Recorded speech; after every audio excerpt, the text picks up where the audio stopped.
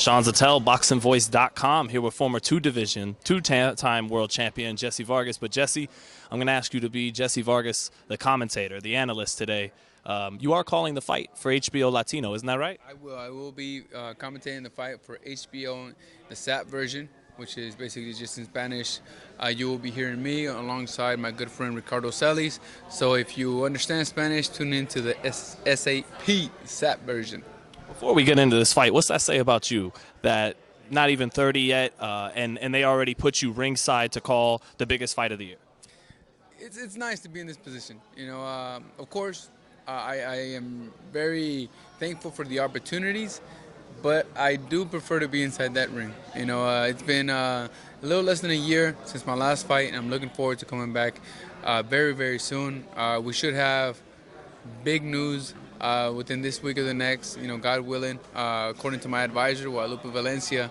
And I mean, it's something that I'm very much looking forward to. And going back to speaking about me being a commentator and being on Univision, you know, talking about the fight, I just, you know, I'm thankful once again for the opportunity, but I feel that I'm very knowledgeable when it comes to boxing, you know, and I can express myself in a very nicely manner where it comes to what I think about each fighter, what I think about the pros and cons of the fight, or, you know, what benefits either fighter.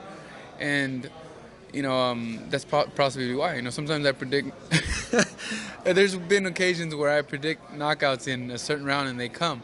There's other times where, you know, you can't always be right. But in this fight, I'm in a tough position because I don't know who will come out victorious, whether it's Triple G or Canelo. Canelo's just moving up in weight at 160 pounds. I know that he fought Chavez Jr. at 164 or so. Yeah, 164 and a half, but he wasn't able to knock him out. And he didn't have enough time to prepare his body physically to come in with the strength of a natural 160-pounder, or 64 at that time. Now he's coming back down 160, and it's interesting to see if he's going to be able to, you know, transfer over that power that he had 154 at 160. That's going to be interesting. He looks strong. Yeah. But sometimes some fighters overdo it. You know, this is a fact. You know, sometimes all this muscle mass sometimes doesn't mean much.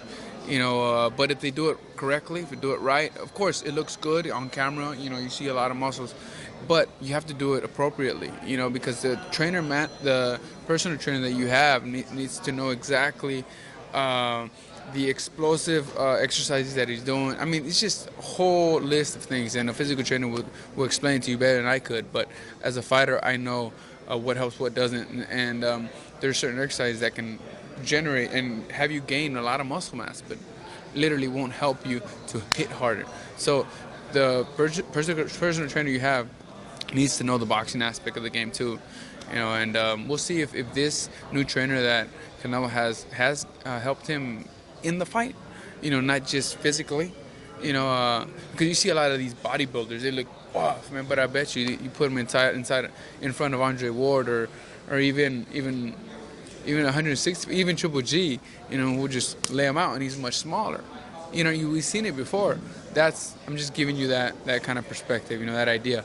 And, well, going back to it, but I think that the stronger fighter will be Triple G in that ring, in my opinion, just because he's the natural 160-pounder. Canelo is moving up in weight, and he's still going to be strong, don't get me wrong, and he's still very strong, especially from some of the homework that I've done, research that he is a strong fighter. We'll see if he's able to carry that over 160 pounds. Which way are you leaning towards, if you had to say? Is he going to come in there with a body that looks better than it actually is in the ring? Or do you think he's going to be better than ever at 160 pounds? Because people have said he killed himself to make 54. So which way do you lean towards on that? Well, I think he should be better than ever at 160 pounds. He went up to 64. I don't think he was at his best there.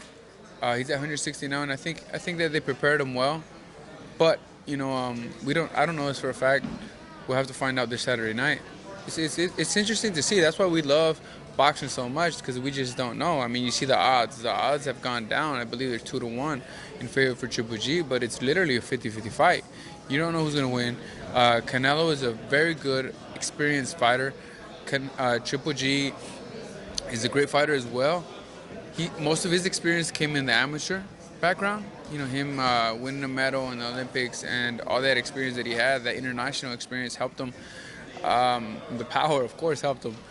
But if you look at it in the pros, Triple G has not fought the caliber of fighters that Canelo has fought. I mean, Canelo has fought Cotto. I mean, you can't tell me you're... There are people who say Canelo's fought more famous names, but Triple G has fought the bigger guys, the middleweights, maybe guys who aren't as famous. But that's what some people believe. What do you think? Those people are completely incorrect, because when they're famous, it's because they have experience.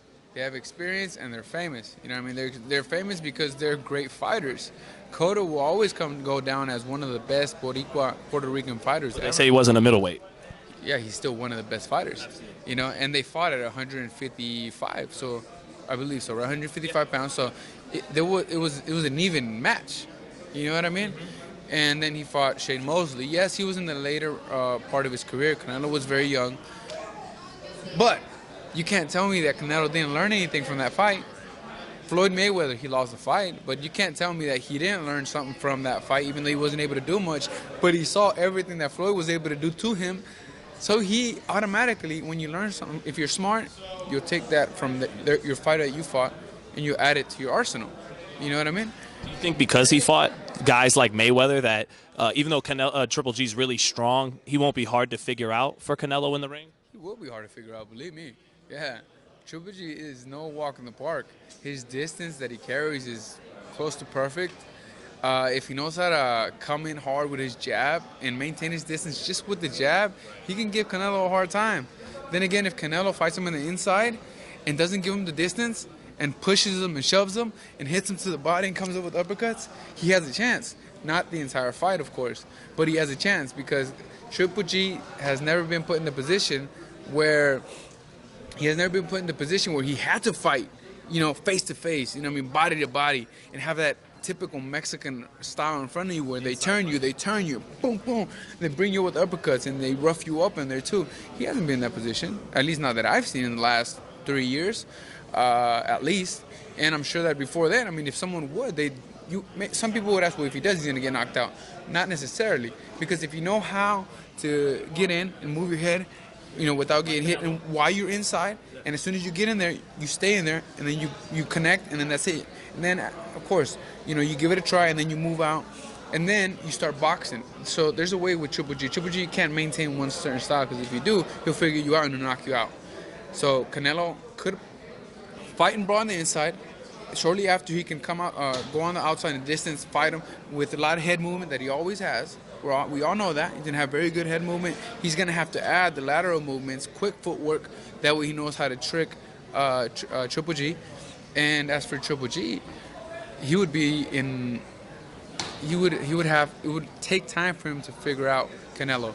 As for Triple G, what he has to do, mainly maintain his distance, hit him with a hard jab, change up the speed, come in with hard right hands and hard hooks, and hope that he will knock Canelo out, because I don't see Triple G winning by decision. Do you? Well, that's kind of my next question. Do you think Triple G will go for if he is going for the knockout? Will Canelo's counters make him more cautious than he's been in previous fights, and we won't see an aggressive Triple G? And he may try to. What do you think? Will he try and box? Definitely. You're going to see a Triple G that is going to try and outbox Canelo.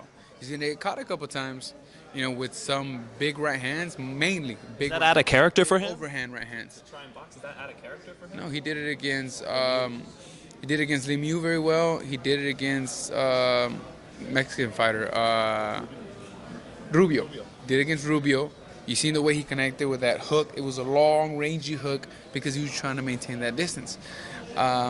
So definitely, yeah. Of course, I mean, don't get me wrong. He did change it up in the inside also, but mainly he fought him at the distance. And Canelo is a shorter man. You know, he does have, I believe he has shorter arm length. So he does have the advantage, but he just has to make sure to maintain the distance. If he gets caught with a couple right hands, overhand right hands, then he just needs to know either how to stay away from them, or if he gets caught, just maintain his composure and maintain to the game plan. A lot of people say that Triple G is getting older. I mean, of course he's getting older, but I don't think that's going to make a difference in his... Not going to play a factor? Not gonna play a factor. No, not in the last couple of fights that he has made. He's always looked very good. I think the last fight that he was tough for him that he was in was Daniel Jacobs. And I mean, to Daniel Jacobs' credit, he's one of the best middleweights in the world right now. You know what I mean? He was determined to win that fight, and I saw it a draw personally. But they gave it to Triple G. Once it's a draw, when you see it a draw, you can't. You can't argue a decision for either fighter as long as it's close, and it was close when it comes to the judging. So, to his credit, that happened there. But I'm sure that Triple G became more hungry. You know, he became hungry after that fight. He's like, no, I got to prove to them who I am because I kind of slipped up in this fight. He'll probably think, you know what, I got a little overconfident. I thought I was on the stars and no one could touch me. Okay, Daniel Jacobs gave me a wide awakening. You know, at the perfect moment, because now I'm fighting Canelo. You know what I'm saying? Yeah. It's all about the mentality. Game experience, too, you were talking about earlier. Exactly. It's all about the mentality. And it was a great way to lead up to the Canelo fight because he had a fighter in front of him that moved around a lot. So now he knew what's going to trouble him, what's going to take him a bit more time for him to figure out. So for him, it benefited him.